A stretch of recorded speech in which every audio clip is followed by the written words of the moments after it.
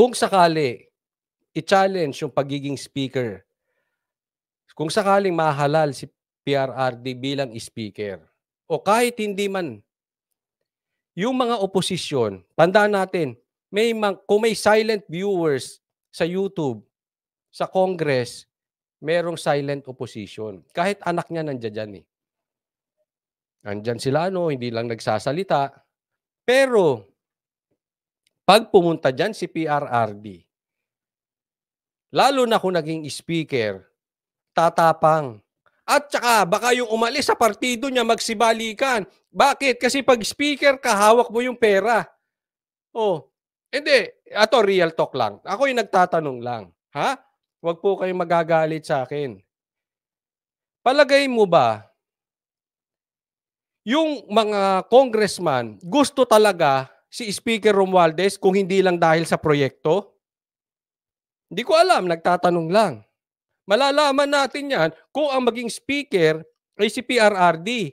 Tingnan natin kung iiwan si Speaker Romualdez. Imagine niyo challenge. Naglabasan ngayon yung oposisyon. At nung naglabasan ng oposisyon, nagkaroon ng parang dyan sa Kongreso. Nagkaroon ng botohan at napaltan si Speaker. Doon natin malalaman kung marami talagang kaibigan to si Romualdez o dahil kaibigan lang siya dahil sa proyekto. Dahil pag hindi na siya speaker, wala na siyang silbi. Hindi na siya ang magbibigay ng proyekto. Sino na? Si PRRD na. Malalaman natin dyan yung mga sip-sip. Lilipat ulit siya kay PRRD. Oy, dito na kami kay PRRD. Ditatapang ang oposisyon ngayon. Ito, sigurado, kung nakarating sa atin, yung plano ni PRRD tumakbong congressman, nakarating din sa kanila. And the fact na nakarating sa kanila, sigurado, maraming ibabato kay PRRD pagpasok ng session. Kasi delikado. Mas gugustuhin pa nila manalo si PRRD o maging senador kaysa congressman. Mas delikado siya pag naging congressman. Kaya sigurado babatuhin ang Duterte. Umasa na kayo hanggang 2025, kakanain ng Duterte, sasabuyan talaga ng baho yan. So, magiging exciting tayo ngayon. Dahil they will do their best. Huwag maging congressman yan si PRRD. Sira negosyo dyan.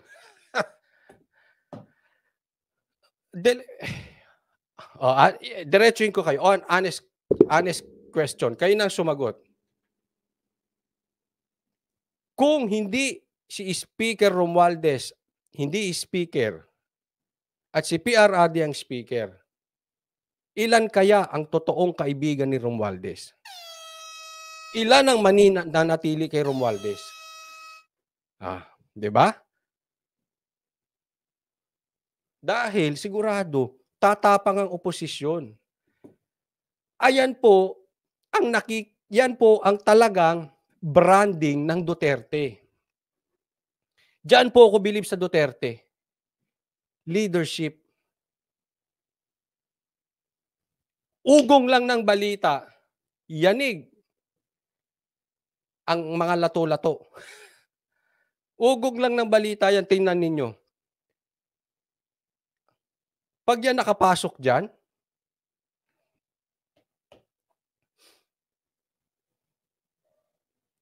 tingnan mo, parang yan, parang domino yan. Baliktaran lahat. Daming magbabaliktaran dyan. Ganoon po katindi ang strong and real leader. Let me repeat that. Let me emphasize that. Yaan ang katangian ng strong and real leader. Domino effect yan sa loob. At, eto pa.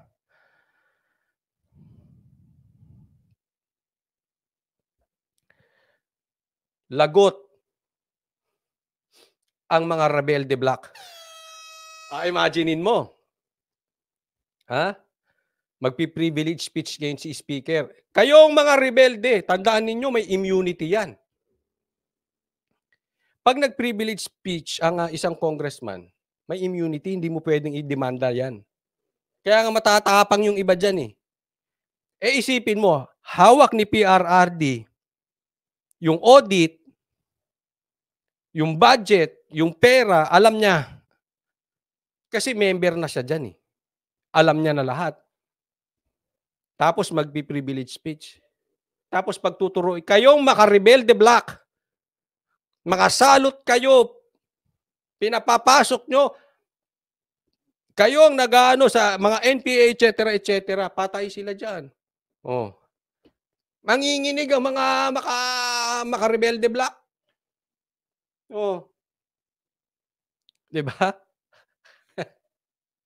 Kaya ngayon pa lang, nag-uusap na yan, anong gagawin natin? Pambihira naman tong mama na to, ang tanda-tanda na. Hindi na nga presidente.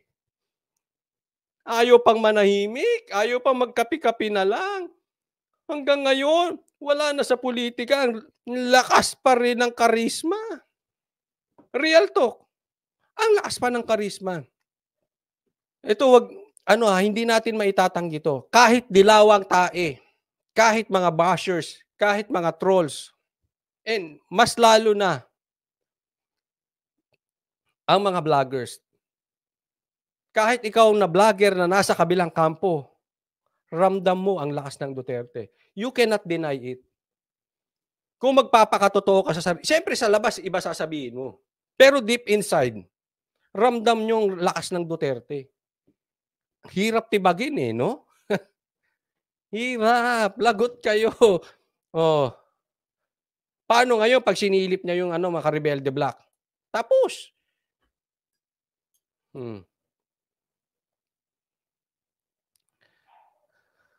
Tapos sila dyan. Oh. Paano ngayon nila ididemanda? May immunity na. Di ba? Kaya PRRD, huwag ka lang tumakbo. I changed my mind. I agree with you. Congressman na lang. Hindi ko nakita yun. Nakita nyo ba yun? Did you see it coming? All along, tinutulak natin siya maging senador para may numero ang Senado.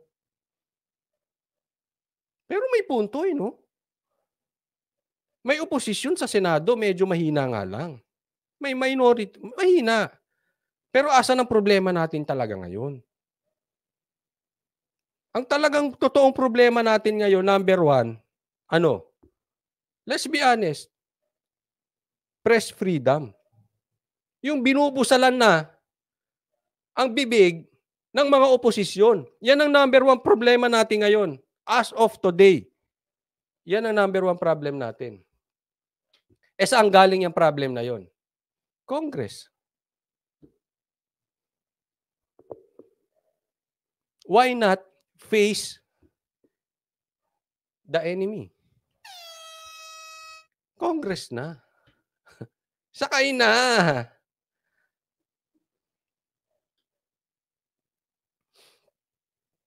Kaya PRRD, I suggest, huwag ka muna magmotor, be safe, kain ng mga healthy food para maging malakas ulit kasi magiging vibrant. Ang 2025 election, magiging exciting ang 2025 election at kailangan ka talaga sa Congress. Masilip. Yung ayaw magpa-audit, silipin mo na, ito. Bakit? Ba't hawak mo yung pera na yan? Bakit sa kanya lang napunta? Bakit itong, pwede niya questionin lahat yon. At tatandaan natin, hindi po sa nagbibintang tayo pero iba po ang karakter ni PRRD. Si PRRD walang pakialam sa proyekto. Si PRRD walang pakialam sa pera. Kaya pwede niya questionin lahat kahit ako hindi niyo ako bigyan ng proyekto kasi wala akong pakialam sa pera. Napatunayan na po yan ni PRRD. He is not after the money. Kaya, puwedeng-puwedeng lehitimo ang oposisyon. Puwedeng-puwedeng questionin lahat. Hindi yan matatakot tanggalan ng proyekto. Para tayo nagkaroon ng accountant sa loob. Para tayo nagkaroon ng NBI sa loob. Oh, 'di ba? Ang dami, ang dami. Kaya ba't ka nga pupunta sa Senado? Kakalabanin mo lang. Magtatalo lang, hindi. From the inside, tingnan niyo. Ano yung sinasabi natin dati pa? Huwag kayong mag-alala sa aming oposisyon. Sinasabi natin ito sa mga bashers, sa mga pulahan vloggers. Huwag kayong kaming mga hindi naniniwala sa Uniteam na pinagmumura nyo pa kami, yung mga vloggers nyo, pinagmumura kami kasi hindi kami sumuporta sa Uniteam. Okay, ngayon, sino napatunayan namin? Kami ang tama. Di ba?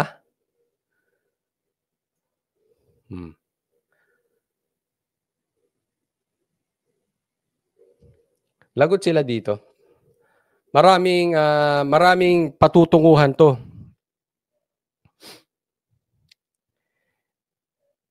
Isa pang kinagandahan nito, magiging iba. Napansin nyo ba? Medyo naging iba ang parang nagkaroon ng ibang kultura ang Congress ngayon. Pansin nyo, no? Pero pag pinasok ni PRRD yan, posibleng maging iba ulit ang kultura ng Congress. Lalo na kung siya ang magiging speaker. Kasi call niya lahat eh. Nasa kanya yung pera. Siya mag-a-allocate ng proyekto. Mababago yung gumagalaw na kultura ngayon sa loob. Hindi natin alam kung anong kultura yan, but one thing for sure, yung nakikita natin. Binubusalan ng SMNI, binusalan si Ka Eric, etc. etc. Yan po ang kanilang leading. Mag-iiba ngayon ang kultura. Posible ang magiging kultura ng Congress ay habulin ang mga rebelde, mga CPP, NPA. O tama, BD Montero, Coach Oli abolish ang party list, pwede rin. Isa yan sa pwedeng mangyari dun.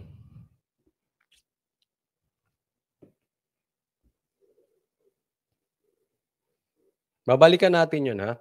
Yung pagdating sa budget, ito po ay hindi chismis, hindi po ito marites. Proven na po ng Duterte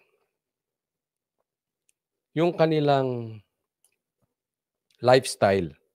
Kahit mag-lifestyle check kayo, hindi po magarbo.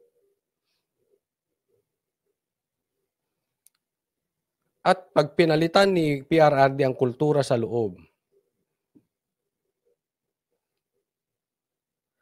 na hindi puro-puro proyekto or maging prioritize na ang kanilang main project ay habulin ang mga rebelde sa bawat lugar. Kasi congressman yan eh. So, sila ang representative ng kanilang syudad o kanilang probinsya o kanilang bayan sa bawat lugar ng Pilipinas. Kung yan ang gawing main project ni PRRD, ubusin nyo, especially dun sa mga lugar na delikado. Budgetan natin yan. Itong lugar na ito, budgetan natin ng malaki. Sige, Congressman A, dahil maguro sa lugar mo, sugpuin mo ang mga rebelde dyan. Ito sa'yo.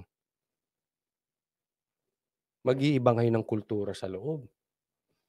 Hindi na yung namimigay na lang ng bigas na may pangalan nila. Hindi na yung magbibigay ng 3,000 ayuda, 5,000 ayuda, etc. etc. Diba? Mag-iiba ngayon. Yung paglinis ng Peace and order. Maganda yun. Ha?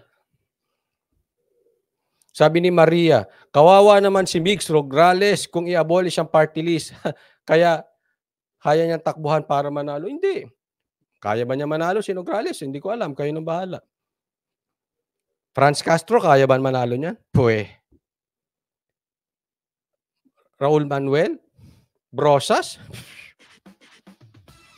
Walang panalo yung mga yan. Nakatago yan sa ilalim ng party list lang. Sabi ni Leti dyan, yes, Coach Oli, dapat itama po ni PRRD ang pamamalakad dyan. Correct. At pag nasa loob yan. Kaya nga sabi ko sa inyo, this will be exciting. At ito po itong info na ito ilalabas sa susunod na araw.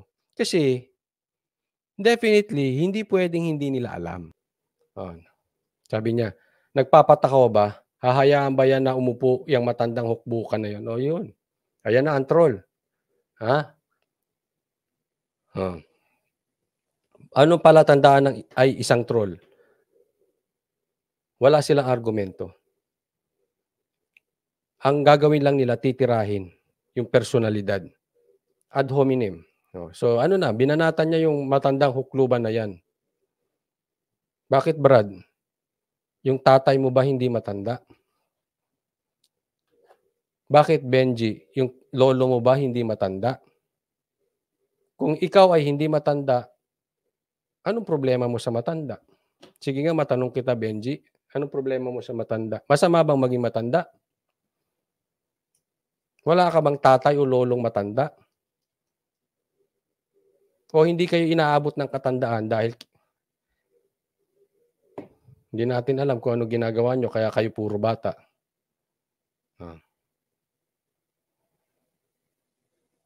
Hindi ako yung coach. Hindi, ibang Benji ito. Benji Urieta. Hindi Benji De Mayo. Lahat tayo may kamag-anak na matanda. Ha? So, anong problema mo? Bakit hindi mo gabain yung issue kay PRRD? Tignan mo na ito kasi mga troll.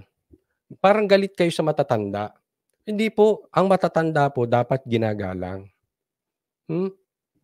Kahit yung mga ibang vlogger, matanda. Anong problema? Anong masama sa matanda? Brad, tatanda ka rin.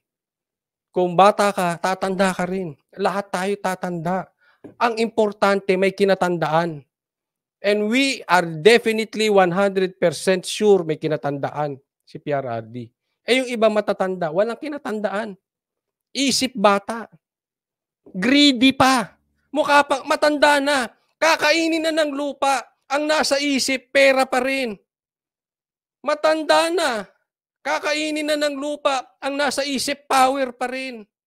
Yung ba may kinatandaan? Matanda na ang nasa isip, sarili pa rin. Anong kinaiba nung matanda na ang nasa isip ay sarili? Anong kinaibahan yan sa baby? Di ba ang baby ganon? Pag nagutom, ngangawa. Walang pakialam kung may ginagawa kayo o ganon. Yun ang matanda na parang baby. Walang pakialam sa iba, basta I will serve myself. Di baling matanda, kung katulad naman ni PRRD, may kinatandaan. Brad, tatanda ka rin.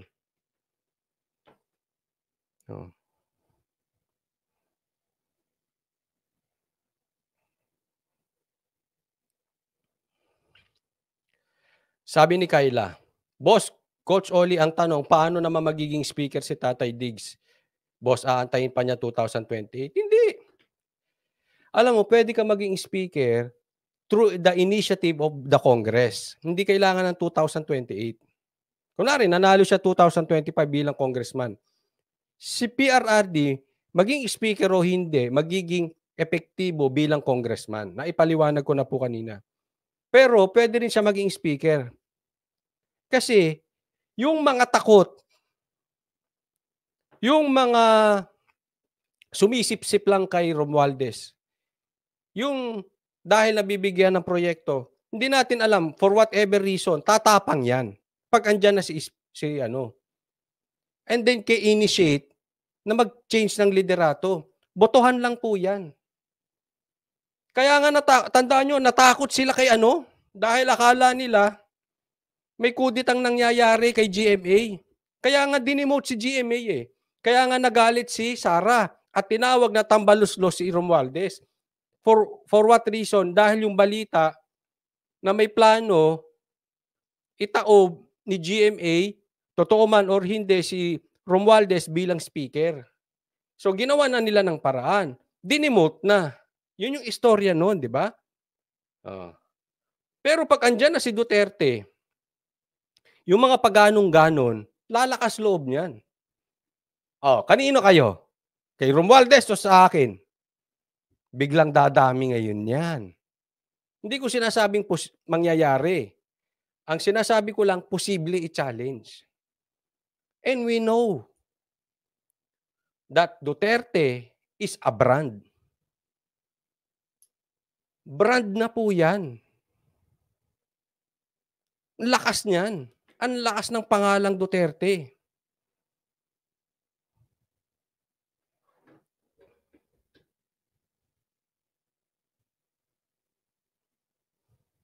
Ngayon, yung iba dyan na biglang tatapang kasi may masasandalan silang PRRD. Tatandaan nyo, yung PDP laban, ang daming, nagsimula sa konti, nung naging presidente si PRRD, biglang dumami, di ba? Nung wala na si PRRD, biglang naglipatan sa kabila. Yung mga yan, posibleng bumalik yan pag nasa loob na, nasa posisyon na. Kung ganyan kalakas ang ugong ng Duterte, wala pang posisyon, paano kung nasa posisyon pa yan?